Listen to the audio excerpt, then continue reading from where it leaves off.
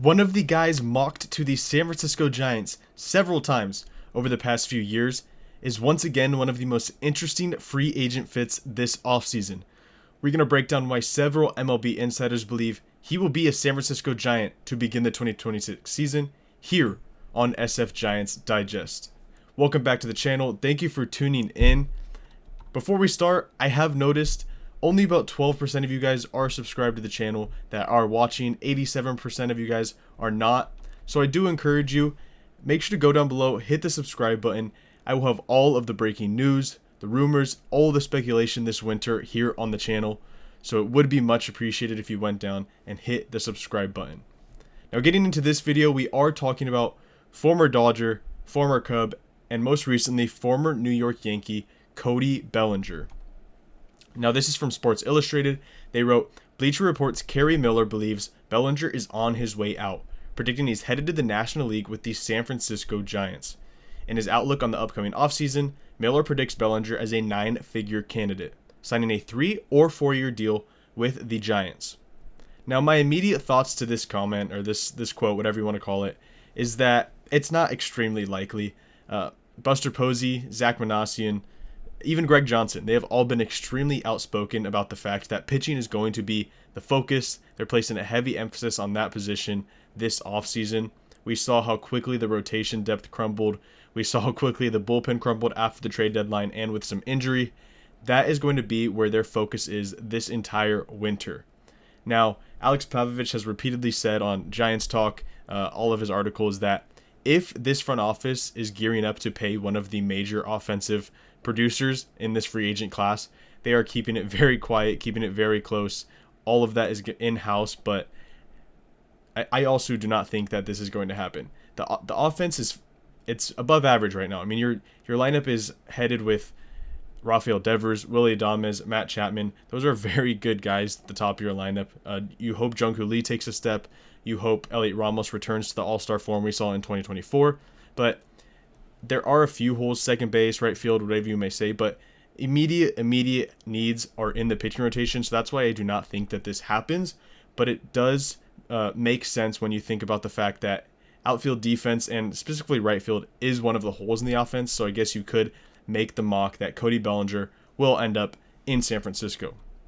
Now, JustBaseball.com predicted that the length of his contract signed this offseason is going to be between 3 and 6 years, which makes a lot of sense, of course, and the expected AAV is between $25 and $30 million. Now, in terms of the length, I would assume that it's going to be closer to the 5-6 year range. It really does depend on how Kyle Tucker sets the market. I do think that Cody Bellinger will wait until Tucker, chooses where he's going to be, how much that contract is going to be worth. I do think Cody Bellinger waits for that to sign his deal. Another reason why I don't see the Giants doing this is because they already have, 3 guys locked in long term, making close to $30 million through the next 5 years. Matt Chapman, of course, Willy Adames, Rafael Devers, and it would be a bit risky to lock in another guy who is aging to a deal similar to them where they'd all be up at the same time. So that is another reason I do not see the Giants doing this. But a lot of the offensive advanced numbers suggest that Cody Bellinger would be a significantly less productive hitter at Oracle Park, and that is the main reason why I do not see the Giants signing Cody Bellinger. Now, obviously, we know how good Cody Bellinger was early on in his career with the Dodgers. He tortured the Giants for a few seasons, won an MVP, of course, with a 7.8 WAR season in 2019. And then it was one of the weirdest fall-offs we've ever seen, but he was awful for 3 seasons. In 2020, he was still good, actually. But 2021, 2022, he was absolutely dreadful. I mean, in 95 games in 2021, a 47 WRC plus. In 2022, an 83 WRC plus, so a bit better, but still not very good. He did bounce back when he signed with the Chicago Cubs in 2023, and again, a solid season in 2024 with the Cubs, not quite as good as 23. But then this season with the Yankees is where he really exploded back onto the scene as a very productive hitter. His second best season in terms of wins above replacement outside of that MVP season. So it makes sense that he is arguably the second best offensive player in this free agent class, between him, Pete Alonso, Alex Bregman, those three, I guess you could say. I would probably take the other two, but in terms of outfielders, it is really just Kyle Tucker and Cody Bellinger at the top of the market, and then it falls off a huge cliff in terms of, I guess you could say, star power. But some of the advanced numbers also suggest that Cody Bellinger will see a lot of regression this upcoming season. In terms of the expected slugging percentage, it was a 391 this season compared to a 434 last year. And the years where he was a very, very good hitter, where he was posting 4-win seasons, that MVP season, he was in the 4s, 5s, 600s in terms of expected slug. This year under 400, like we said. Just not as exciting in terms of some of the underlying metrics. Same thing with the hard hit rate, the second lowest hard hit percentage of his career. I really do think that playing in New York with the short porch in right field benefit him significantly before heading into a walk year this free agency. So that is one thing I think the Giants are going to look into that would make them kind of stay away from Cody Bellinger. Another one is this one's pretty cut and dry why his bat would not fit very well in Oracle Park. When you look at the total number of home runs he would have had in every Major League Baseball stadium for his career, he would have the least of any stadium at Oracle Park with only 138. Now, a few of the seasons that really stand out, 2024, when he was still a productive hitter, he had 15 with the Cubs. That was the actual amount. He would have only had 9 with the Giants. This season with the Yankees, he had 33. He would have only had 21 if he played in Oracle Park for the majority of his games. So I do think that it would be a huge risk to bring in Cody Bellinger to be the solution in the outfield for whether it was right field or center field. Maybe you slide Jung Hoo Lee over, but it would no doubt bring another weapon to your lineup to help dethrone the Dodgers, hopefully.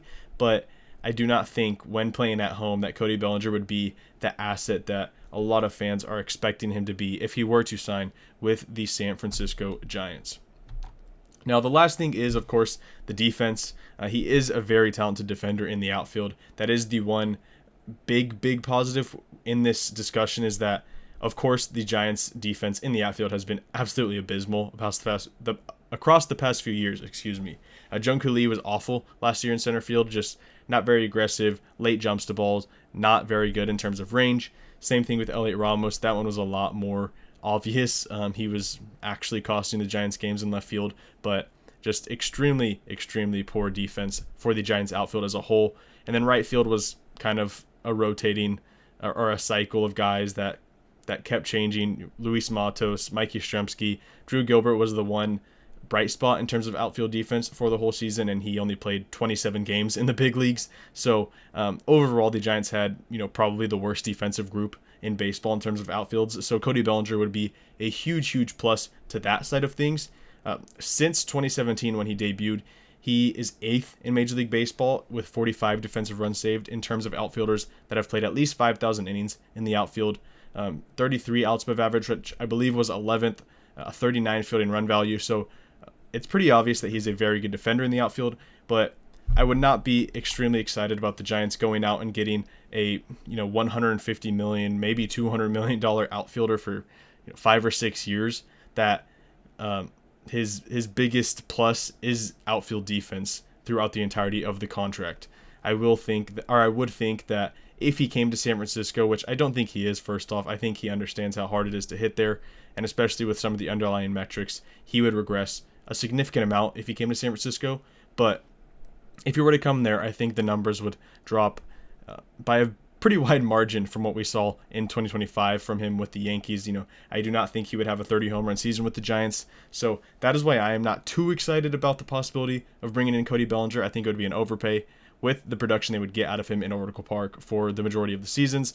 So let me know down in the comments what you think of this possibility. It is technically a fit when you think about right field being a hole in the offense currently, but because of some possible regression in the coming seasons and the lack of a fit with his bat in Oracle Park, I do not see it happening.